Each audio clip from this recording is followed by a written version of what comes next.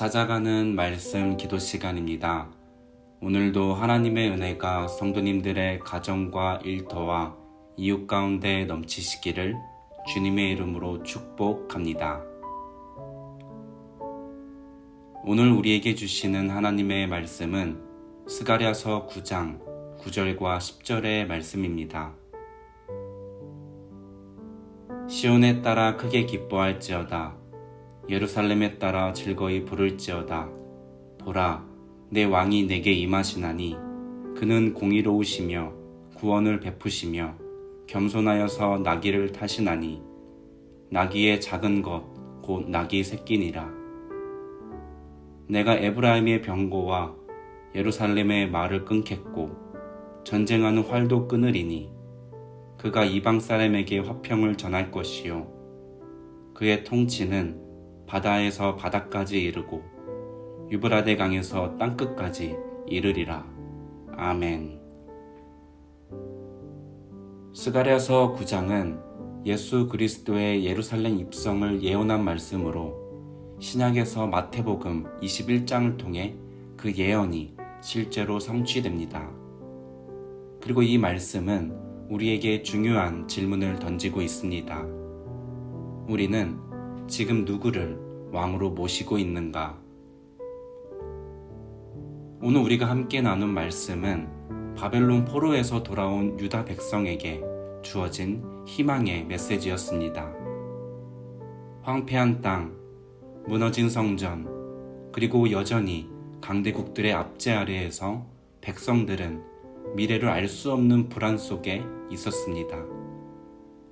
바로 그때 하나님은 스가랴를 통해 소망의 메시지를 전하십니다. 메시아, 하나님의 왕이 오신다는 것입니다. 그분이 오시면 모든 것이 달라질 것이라는 약속이 주어졌습니다. 그래서 9절은 이렇게 시작됩니다. 시온에 따라 크게 기뻐할지어다. 예루살렘에 따라 즐거이 부를지어다. 이 부름은 절망 가운데 있는 백성에게 선포된 희망의 외침이었습니다. 왜 기뻐할까요? 보라, 내 왕이 내게 임하신다. 왕이 오시기 때문입니다. 그러나 그 왕은 전차를 끌고 위험 있게 오는 정복자가 아닙니다. 그는 공의로우시며 구원을 베푸시는 왕이지만 동시에 매우 겸손하신 분입니다. 그래서 그는 전차나 말을 타지 않고 어린 나귀를 타고 예루살렘으로 들어오십니다. 왕이 나귀를 타고 오는 장면은 매우 상징적입니다. 당시 나귀는 평화의 상징이었습니다. 전쟁을 치르기 위해서는 말을 탔고 평화를 전하러 올 때에는 나귀를 탔습니다. 예수님은 평화를 위해 오신 왕이셨습니다.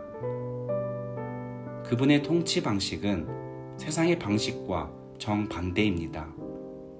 예수님은 힘으로 이기신 것이 아니라 낮아짐으로 승리하신 왕이십니다.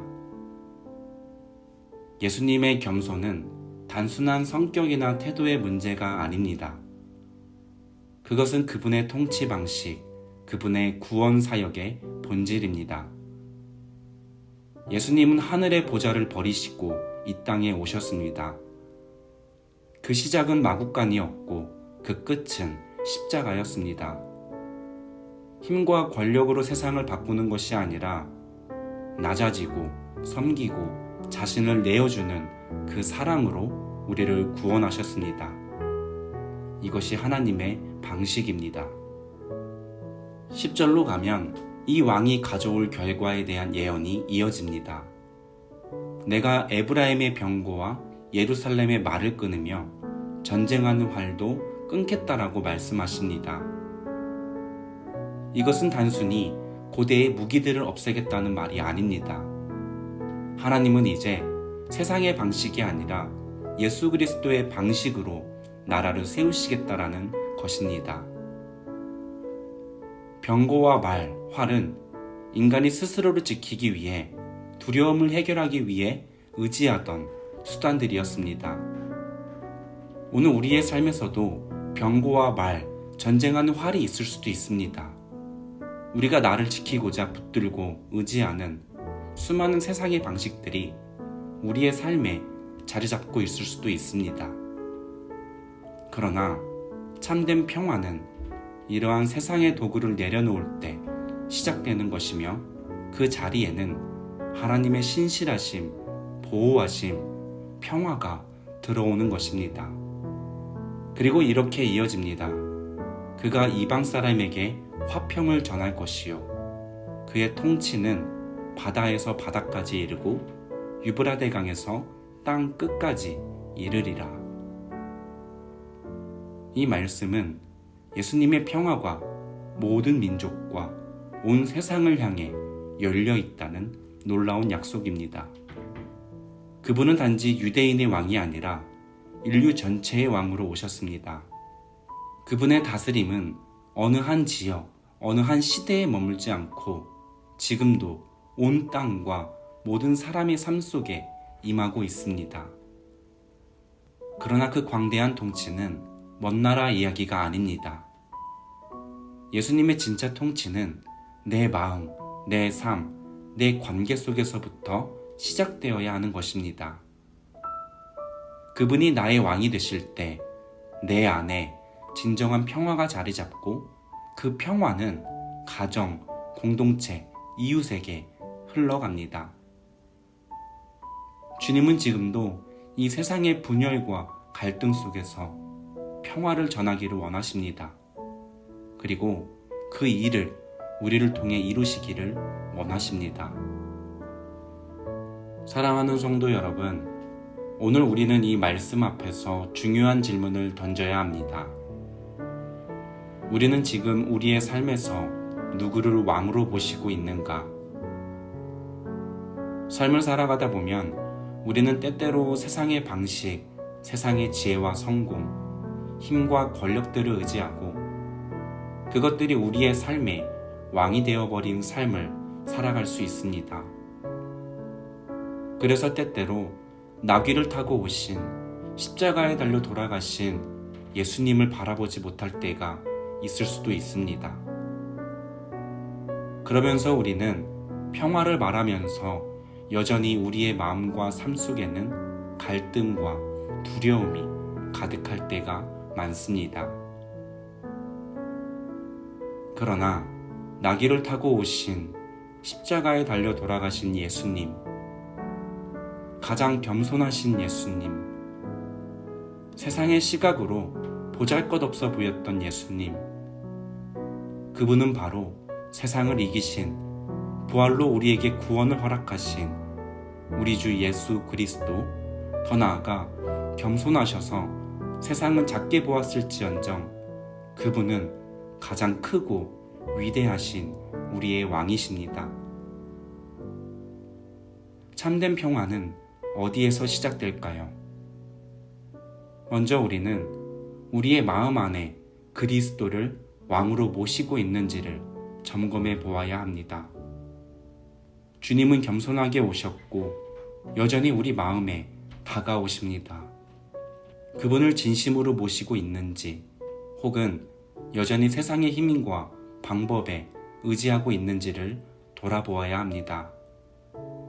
그리고 예수님의 통치가 시작되는 자리, 참된 평화는 내 마음에서 시작된다는 사실을 기억해야 합니다. 주님이 주시는 참된 평화는 단지 마음이 편한 정도가 아닙니다. 그것은 환경을 뛰어넘고 하나님과의 관계를 회복시키며 삶의 모든 관계 속으로 흘러가는 참된 평화입니다. 이 평화는 멈추지 않습니다. 나 하나로 끝나는 것이 아니라 내 안의 평화는 가족에게로, 이웃에게로, 그리고 세상으로 퍼져나갑니다. 우리가 예수님의 평화를 가진 자로서 겸손하게 살아갈 때 그 삶이 하나님의 나라를 이 땅에 드러내는 통로가 되는 것입니다. 그래서 오늘 우리에게 주시는 하나님의 말씀은 우리를 이렇게 초대하고 있습니다. 예수 그리스도를 너의 왕으로 삼고 그분이 주시는 평화를 삶 속에 흘려보내라는 것입니다. 위대하신 우리 주님은 지금도 나귀를 타고 겸손하게 우리의 삶의 자리로 다가오고 계십니다. 오늘 그 겸손하고 평화로운 왕 앞에 마음을 열고 응답하는 저와 여러분이 되기를 간절히 소망합니다. 겸손히 왕이신 주님을 바라보며 참된 평화를 누리고 흘려보내는 우리 모두가 되기를 축복합니다. 이제 오늘 주신 말씀을 기억하며 기도하겠습니다. 사랑의 주님, 오늘 우리는 우리가 주님 외에 붙잡고 있었던 병거와 활들을 내려놓습니다. 주님이 우리의 왕으로 모시기를 소망합니다. 그래서 우리 안에 주님의 평화가 머물기를 소망합니다. 우리가 세상의 방식이 아니라 겸손하신 예수님의 길을 따르게 하시고 우리의 삶 속에서 주님의 통치가 이루어지게 하여 주옵소서. 그렇게 오늘도 주님을 나의 왕으로 온전히 모시며 우리가 주님 안에서 누리는 평화 가운데 거하게 하여 주옵소서. 함께 기도하겠습니다.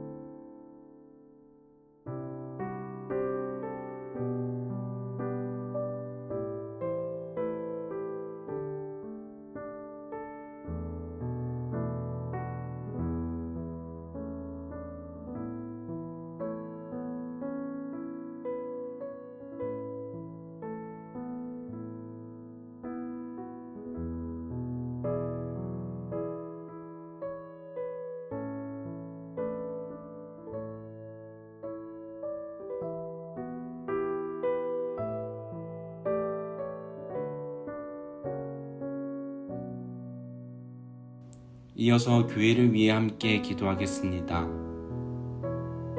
주님, 우리 유니온교회와 늘 함께 하셔서 우리가 주님만이 우리의 유일한 소망임을 기억하며 겸손의 왕이신 주님을 바라보고 그 길을 따라 걷게 하시며 광야의 여정을 걷고 있는 우리 교회 가운데 주님의 평화가 임하게 하여 주옵소서.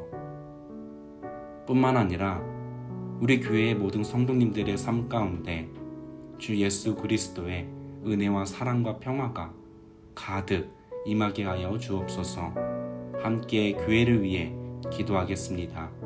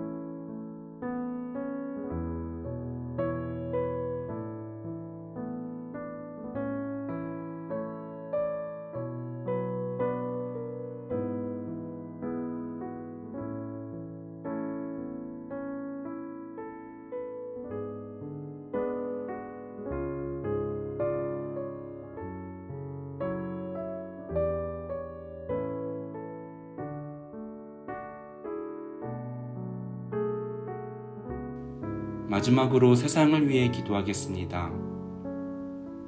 주님, 이 세상 가운데 주님의 평화를 부어주시고 이 세상이 예수 그리스도의 공의와 사랑을 알게 하시며 분열과 미움 대신 화해와 용서가 흐르게 하여 주옵소서. 평화의 왕이신 주님, 주께서 이 땅을 다스리시기를 소망합니다. 이 세상의 모든 영역에서 주님의 말씀이 세워지기를 소망합니다. 함께 세상을 위해 기도하며 이어서 각자의 기도의 제목들을 주님께 아뢰며 오늘의 삶의 자리로 나아가시겠습니다.